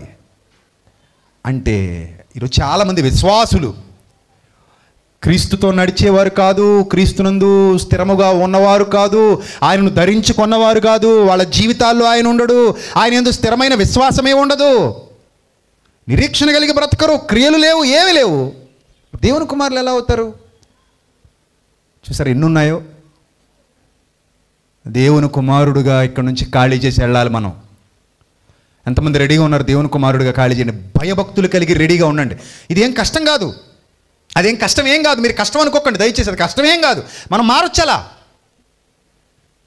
చెడిపోవాలనుకుని చెడిపోయాం, మంచిగా మారాలనుకుని మారలేమా? ఏదైనా మనలోనే నిగూఢమై ఉంది ఆ శక్తి. అలాగే పరిశుద్ధాత్మ సహాయం ఇంకా మనకు తోడవుతోంది. అగ్నికి ఆజ్యం పోసినట్టు పరిశుద్ధాత్మ సహాయం శక్తి మనకు తోడైతే ఇంకా బలంగా మండుతుంది. సో మనం చేయగలం, మనం సాధించగలం. ఇది మన వల్ల కానిదేమీ కాదు, నా ఆజ్ఞలు భారమైనవి కావు. చాలా ఈజీది, మీరు మనసు పెడితే చాలా ఈజీ. ప్రసంగం వినేసిన తర్వాత చాలామంది బరువులు మోపు పంపేస్తుంటారు. బరువులు మోపు పంపేసి మీరెవరు పరలోకానికి వెళ్ళరు, మీరెక్కడ వెళ్తారు, అమ్మో పరలోకి వెళ్ళాలంటే అది చేయాలి చాలా కష్టం, అంత కష్టం ఇంత కష్టం, వీడు అసలు ఏం చేస్తాడు. కానీ మోయలేని బరువులు మన మీద మోసి పంపేస్తుంటారు. ఇవి మోయలేని బరువులుగా చాలా క్లియర్గా చెప్తున్నాను, చాలా ఈజీ. ఎందుకంటే మనం ఎప్పుడైతే విశ్వాసంలోకి వచ్చామో అప్పుడే మనం పరలోకానికి వాగ్దానం చేయబడిన వారము. మనం జాగ్రత్తగా మనల్ని మనం అందంగా మలుచుకుంటే చాలు. మనల్ని మనం మలుచుకోవాలంతే. మనం ఆయనలో దిద్దబడాలి, ఆయన కొరకు దిద్దబడాలి, ఆయనలో చెక్కబడాలి. ఇదేం భారమైనది కాదు, ఇది చాలా ఈజీ. నా ఆజ్ఞలు భారమైనవి కావు. మీకు అందరికీ సునాయాసంగా ఉండే జీవితాన్ని ఇచ్చాడు తప్ప మీ మీద మోయలేని బరువులు దేవుడు ఏమీ మోపలేదు. కాబట్టి మీరు అందరూ దేవుని కుమారులుగా ఉండగలరు, మీరు దేవుని కుమారులుగా మారగలరు, దేవుని పిల్లలుగానే ఉన్నారు. ఇప్పటికీ చాలామంది మీలో అలా ఉన్నారు. ఇప్పటికే మీలో చాలామంది ఇలాంటి లక్షణాలు కలిగి ఉన్నారు. మరికొందరు ఇంకా సిద్ధపడాల్సిన వారై ఉన్నారు, ఇంకొంత శ్రమపడాల్సిన వారై ఉన్నారు. అది మీరు శ్రమపడితే సాధించగలరు. ఇది సాధించలేనిదేమీ కాదు, ఇదేమో టఫ్ సబ్జెక్ట్ కాదు, చాలా ఈజియెస్ట్ సబ్జెక్ట్. మీరు అనుకుంటే అయిపోద్ది, అంతే. మీరు అనుకుంటే అయిపోద్ది, అది పెద్ద కష్టమేం కాదు. మీరు తలుచుకుంటే చేయగలరు. దేవుని ఆత్మ సహాయం మీకు లభిస్తుంది. కాబట్టి ప్రియులరా చదవండి, అక్కడ ఏమంటున్నాడంటే, యేసుక్రీస్తునందు మీరందరూ విశ్వాసము వలన దేవుని కుమారులై ఉన్నారు. ఆ విశ్వాసాన్ని విడిచిపెట్టకండి, చివరి వరకు నమ్మకంగా ఉండండి. ఇక ఫైనల్గా మనం చూస్తే మరొక అద్భుతమైన మాట, ఫిలిప్పీలకు రాసిన పత్రిక 2వ అధ్యాయము ముగించుకుందాం. ఫిలిప్పీలకు రాసిన పత్రిక 2వ అధ్యాయము 14వ వచనం చూద్దాం. మీరు మూర్ఖమైన వక్రజనము మధ్య, నెంబర్ 1 నిరపరాధులు. అపరాధి నిరపరాధి. ఎవరు నిరపరాధి? అపరాధము చెయ్యనివాడు నిరపరాధి. అపరాధముల చేతను పాపముల చేతను చచ్చినవాడు నిరపరాధి కాడు. అపరాధము చెయ్యనివాడే నిరపరాధి. మీరు నిరపరాధులను, నిష్కలంకుడు అంటే కళంకము లేనివాడు, మురికి లేనివాడు శుభ్రంగా ఉన్నాడు, మురికి ఉన్నవాడు శుభ్రంగా లేడు. నిష్కలంకులు. తర్వాత అనింద్యులు అంటే నింద లేనివాడు, అనింద్యముగా ఉన్నవాడు, నిందింపబడువాడు కాడు. అనింద్యుడు అంటే దేవుని కొరకు యథార్థముగా ఉన్నవాడు అనింద్యుడు. తర్వాత అనింద్యులునైన దేవుని కుమారులగునట్లు. అనింద్యులునైన, నెంబర్ 1 నిరపరాధులు, నెంబర్ 2 నిష్కళంకులు, నెంబర్ 3 అనింద్యులునైన దేవుని కుమారులగునట్లు సనుగులు మానేయండి, సంశయములు మానేయండి, సమస్త కార్యాలు చేయండి. మీరు దేవుని కుమారులు అవ్వడానికి ఈ 5 రోజులు చాలా చాలా విలువైన విషయాలు చెప్తాను. ఇంకా రేపటి నుంచి ఒక రోజైతే ఒక క్లాస్ ఎక్స్ట్రా కూడా తీసుకుంటా మీకోసం. ఎందుకంటే ఈ 5 రోజుల సెమినార్ మీ జీవితంలో ఒక మలుపు కావాలి. స్పిరిచువల్గా ఒక గ్రేటెస్ట్ డెవలప్మెంట్ ఉండాలి మీలో. అది నా ఆలోచన. ఈరోజు నేను మాట్లాడినటువంటి ప్రసంగం మీలో చాలామందిలో కొత్త ఆలోచనను రేకెత్తించిందని నేను బలంగా నమ్ముతున్నాను. నిజమా కాదా? నిజం కాదా? నిజమే కదా. సో ఎంతమంది ఈ ప్రసంగం విన్న తర్వాత ఆలోచనలో పడ్డారు? ప్లీజ్, ఎంతమంది ఆలోచిస్తున్నారు? చాలామంది ఆలోచిస్తున్నారు కదా. ఎంతమంది బలపరచబడ్డారు? ఎంతమంది బలపరచబడ్డారు? రైట్. ఇది 5 రోజుల పాటు జరుగుతుంది. మీరు ఇంకా బలపరచబడాలి, మీరు ఇంకా ఆత్మీయంగా అభివృద్ధి చెందాలి, మీరు ఇంకా దేవుని కొరకు ఒక జ్వాలలా ప్రకాశించాలి. ఈ భూమి మీద నువ్వు వెళుతుంటే సృష్టి మొత్తం ఆనందంతో తన్మయత్వంతో నిన్ను మొయ్యాలి. భూమి పులకించిపోయిందంటారు చూశారు. యేసుక్రీస్తు నడయాడినప్పుడు నేల ఏమైపోయింది? పులకించిపోయింది. నిజం. గాలిని గద్దిస్తున్నాడు, సముద్రాన్ని గద్దిస్తున్నాడు, అవి లోబడుతున్నాయి. శిష్యులు ఆశ్చర్యపోతున్నారు. గాలిని సముద్రమును ఈయన గద్దిస్తున్నాడే, ఇవి ఈయన మాటకు లోబడుతున్నాయే అని ఆశ్చర్యపోతున్నారు. నువ్వు కూడా ఈ ప్రకృతిలో ఒక దేవుని కుమారుడుగా, ఒక దేవుని కుమార్తెగా నేను నడుస్తూ పోవాలి. ఇలాంటి లక్షణాలతో అందంగా అలంకరించుకోవాలి, గొప్పగా అలంకరింపబడాలి. నీకు నువ్వే సాధన చేయాలి. దేవుని ఆత్మ సహాయంతో, దేవుని ఆత్మశక్తితో ఇంకా బలంగా మారాలి. నీకోసం ఎదురు చూస్తోంది ఈ సృష్టి. నీకోసం ఎదురు చూస్తోంది ఈ సృష్టి. నువ్వు అలా రెడీ కావాలని ప్రతిరోజు నీకోసం వెయిట్ చేస్తుంది. Still waiting. ఎప్పటికీ వెయిట్ చేస్తుంది. నువ్వు రెడీయా? అవుతా? అవ్వగలవా? అవుతావు. No doubt at all. నువ్వు అవ్వగలవు. నీకు ఆ సామర్థ్యం ఉంది. అందుకే దేవుడు నిన్ను ఏర్పరచుకున్నాడు. నిన్ను చూస్తేనే ఒక అద్భుతంగా ఉండాలి, నువ్వు కనబడితే ఒక అద్భుతంగా ఉండాలి, నువ్వు మాట్లాడితే ఒక అద్భుతం అయిపోవాలి. అసలు నీ ఆరా, నీ నీ నీ నెట్వర్క్ ఏదైతే ఉందో ఆ నెట్వర్క్ చుట్టూ అది ప్రకాశిస్తున్నప్పుడు వండర్ఫుల్ విషయాలు నువ్వు నేర్చుకుంటూ చాలా వండర్ఫుల్గా నువ్వు నడవాలి, చాలా వండర్ఫుల్గా బ్రతకాలి. నువ్వు ఆశ్చర్యచకితులు అవ్వాలి అందరూ నిన్ను చూసి. అలాంటి ఒక స్పిరిచువల్ పర్సన్గా నువ్వు ఎదగాలి. ఎదుగుతావు, అందులో ఎలాంటి డౌట్ లేదు. ఎదుగుతావు. దేవుడు మనల్ని అలా పోషిస్తాడండి. మనల్ని విడిచిపెట్టాడు. ఆయన ఆత్మీయ ఆహారంతో పోషిస్తాడు. ఇది విన్న తర్వాత మనం బలపడతాం ఆత్మీయంగా. ఇలాంటి టాపిక్స్ ఇంకా ఎక్కువ వినాలి మనం. అదే వాక్యానికి ఉన్న శక్తి, బలం. మీరు మారతారు, గొప్పగా మారతారు, ఉన్నతంగా మారతారు. సో ప్రియులరా, ఇక మన ముందు 4 దినాలు ఉన్నాయండి. ఈ 4 దినాల తర్వాత ఇక్కడి నుంచి నడుచుకుని వెళ్ళే వాళ్ళు అందరూ ఎలా ఉంటారో తెలుసా? దేవుని కుమారులు, దేవుని కుమార్తెలు నడుచుకుంటూ వెళ్తున్నారు. ప్రకృతి పరవశించిపోయే జీవితాలు ఉండాలి మన దగ్గర. మనం నడుస్తున్నామంటే, మనం కదులుతున్నామంటే ఒక అద్భుతం మాదిరిగా మారిపోవాలి. అంత అద్భుతమైన వ్యక్తి అండి ఈయన, ఎంత అద్భుతమైన వ్యక్తి అండి ఈమె అని మన గురించి చెప్పుకునే స్థాయికి మనం ఎదిగి చూపించాలి. బుద్ధిమాలిన బ్రతుకు, నీతిమాలిన బ్రతుకు వందలాది మంది బ్రతుకుతారు. ఆ గుంపులో నువ్వు గోవిందానివి కావద్దు. నువ్వు గుంపులోని వ్యక్తివి కాదు, గుంపులో నుండి బయటకు వచ్చినటువంటి వ్యక్తివి. నీకంటూ ఒక చరిత్ర సృష్టించుకోవాలి. ఈ ప్రకృతిలో నువ్వు కదలాడుతున్నప్పుడు నీకంటూ ఒక ప్రత్యేకత ఉండాలి. You are the special person. ఒక స్పెషల్ పర్సన్వి. అలాగే ఉండాలి. ఇక్కడి నుంచి అలాగే వెళ్ళిపోవాలి. అబ్రహాం అలా వెళ్ళాడు, మోషే అలాగే వెళ్ళాడు, సమూయేలు గారు అలాగే వెళ్ళాడు, భక్తులందరూ అలాగే వెళ్ళారు. ఇక్కడ ఏమై ఉన్నారో అక్కడ అదే అయి ఉన్నారు. నువ్వు ఇక్కడ ఏమై ఉన్నావో అక్కడ అదే అయి ఉంటావు. అలా ఉండే వెళ్తాం, వధువు సిద్ధపడినట్టు. సో దేవుని కుమారుడుగా ఈ సృష్టి పరవశించిపోయే నడక నడవాలి. రేపటి నుంచి నువ్వు నడుస్తున్నావంటే ప్రకృతి పులకరించిపోవాలి. ఎంత గొప్ప వ్యక్తిని నేను మోస్తున్నానని, ఎంత గొప్ప స్త్రీమూర్తిని నేను మోస్తున్నాను, ఎంత గొప్ప ఉత్తముడిని మోస్తున్నాను, ఉత్తమురాల్ని మోస్తున్నాను. ఇప్పుడు దేవుని పిల్లలు, వీళ్ళు దేవుని పిల్లలని ప్రకృతే సాక్ష్యం ఇవ్వాలి. అపవాది సాక్ష్యం ఇవ్వాలి నిన్ను చూసి, యోబుని గురించి ఇచ్చినట్టు. దుష్టశక్తులు, దురాత్మలు కూడా నిన్ను గురించి సాక్ష్యం ఇవ్వాలి. ఇచ్చాయి కదా అపోస్తలులను చూసి దురాత్మల సాక్ష్యం ఇవ్వాలా? వీరు సర్వోన్నతుడైన దేవుని దాసులు, వీరు సర్వోన్నతుడైన దేవుని కుమారులు. అలాంటి స్పిరిచువల్ గ్రోయింగ్ నీ దగ్గర కనబడి తీరాలి. అలా మనం మారాలి. ఈరోజు ఒక మంచి సంకల్పం చేసుకుందాం. తండ్రి, ఈ ప్రసంగం ద్వారా నన్ను ఎంతగానో బలపరిచినందుకు నీకు స్తోత్రం ప్రభువా. నేను అలా మారతాను ప్రభా. I'm ready. నన్ను చెక్కండి ప్రభువా. మీ వాక్యంతో నన్ను అలా చెక్కండి. నాకు ఇంకా తృష్ణ పుట్టించండి. నేను నడిస్తే అలాగే నడవాలి. నేను చచ్చిపోయే సమయానికి ఇలాంటి క్వాలిటీస్తో నన్ను నేను అలంకరించుకొని చచ్చిపోవాలి.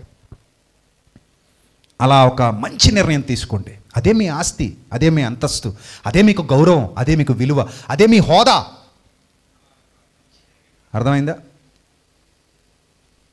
రేపు మరిన్ని సంగతులు మాట్లాడుకుందాం. అందరు లేచి నిలబడండి, ప్రార్థన చేసుకుని ముగించుకుందాం. అందరు లేచి నిలబడండి, ప్రార్థనలు ఏకీభవించండి, ప్రార్థన చేసుకుందాం. పరిశుద్ధుడు అయిన మా కన్న తండ్రి, దయగలిగిన మా దేవా, మహోన్నతుడా, మహాశక్తి సంపన్నుడా, ఈ భూమి మీద మమ్మల్ని పుట్టించుకుని మాలో మార్పు కొరకు నిత్యమూ ఎదురు చూస్తున్న మా పరలోకపు తండ్రి, మీ కుమారుడైన క్రీస్తును మా కొరకు ఈ లోకానికి పంపించి ఆయన ద్వారా రక్షణ, పాపక్షమాపణ, విమోచన మా అందరికీ ప్రసాదించి ఆరోగ్యము గలవారిగా మమ్మల్ని అందరినీ మార్చాలని ప్రతి దినము మానక మాకు బుద్ధి చెప్పుచు మమ్మల్ని ఇంకా ఇంకా ఇంకా బలపరుస్తూ సత్యవాక్యముతో మా హృదయములను నింపుతూ మేలైన మార్గాలయందు మమ్మల్ని నడిపిస్తున్న మా కన్న తండ్రి, ఈరోజు వెత్తబడిన వాక్యం మీ పిల్లల్లో ఎంత గొప్ప మార్పును తీసుకురాబోతుందో తండ్రి, వారి హృదయాలను మీరు ఏ విధంగా వెలిగించబోతున్నారో, వారి జీవితాలను మీరు అలా తీర్చిదిద్దబోతున్నారో మేము గమనిస్తున్నాం, గ్రహిస్తున్నాం తండ్రి. ప్రభువా, ఆత్మ సంబంధమైన మీ వాక్కులు అవి స్వచ్ఛమైనవి తండ్రి, కల్తీ లేనివి, కల్మషం లేనివి తండ్రి. అలాంటి స్వచ్ఛమైన వాక్యం మీ బిడ్డలు విన్నారు కనుక వారు చాలా స్వచ్ఛంగా మారుతారు, ఉంటారు తండ్రి. వారిని ఇంకను బలపరచండి, మీ కృపలో భద్రపరచండి తండ్రి. ఇక్కడకు ప్రత్యక్షంగా రాలేకపోయిన నా ప్రియ సహోదరులను, సహోదరీలను, వారి కుటుంబాలను దీవించండి తండ్రి, ఆశీర్వదించండి. ఈ సెమినార్ నిమిత్తం, ఇంత గొప్ప మీ కార్యం నిమిత్తం సహకరించిన, శ్రమించిన ప్రతి బిడ్డను జ్ఞాపకం చేసుకోండి తండ్రి. ఇంకా 4 రోజులు మా ముందున్నాయి. ప్రతిరోజు ఒక అద్భుతం కావాలి, ప్రతిరోజు ఒక ఉన్నతమైన విలువలు కలిగి మేము ఇక్కడి నుంచి వెళ్ళాలి తండ్రి. మా జీవితాలను మీరు ఆశీర్వదించాలి, బలపరచాలి, స్థిరపరచాలి, మీ కృపలో భద్రపరచాలి. మేము మరణించే సమయానికి తండ్రి మీ పిల్లలుగా మరణించాలి ప్రభువా. చనిపోయిన వాడు దేవుని కుమారుడు అని సృష్టి ఆనందపడాలి, చనిపోయిన వారు దేవుని కుమార్తెలు అని దూతలు ఆనందపడాలి, ఇక్కడ ఉన్నవారు చెప్పుకోవాలి. అలా మేము మరణించే భాగ్యాన్ని మాకు అనుగ్రహించండి తండ్రి. ప్రభువా, మీ చిత్తము నెరిగి మీ చిత్తము ప్రకారము జీవించుటకు మాకు శక్తిని, బలాన్ని సంపూర్ణంగా ప్రసాదించమని, మీ పిల్లలు బయలుదేరి వారి గృహాలకు వెళుతుండగా క్షేమంగా నడిపించమని ప్రభువా, మాకున్న అవసరతలన్నీ తీర్చి వచ్చే సంవత్సరం మీ చిత్తమైతే మరింత గొప్పగా మీ పని జరిగించడానికి మాకున్న వనరులన్నింటినీ సమకూర్చమని, లోటైన స్థితిని ప్రభువా పూడ్చమని తండ్రి, మీ గొప్ప మనస్సుతో మేము అలాంటి మనస్సు కలిగి మీ పరిచర్య ఇంకా ఉన్నతంగా జరిగించడానికి మమ్మల్ని బలపరచమని, ప్రతి ఒక్కరి ప్రయాణాన్ని క్షేమకరంగా మార్చమని వేడుకుంటూ రేపటి దినాన మమ్మల్ని అందరినీ ఇక్కడ సమకూర్చమని ప్రాధేయపడుతూ ఘనత, మహిమ, ప్రభావములు మీకే చెల్లిస్తూ క్రీస్తు నామంలో ఈ ప్రార్థన మనవులు అడిగి వేడుకొనుచున్నాం మా కన్న తండ్రి. ఆమేన్.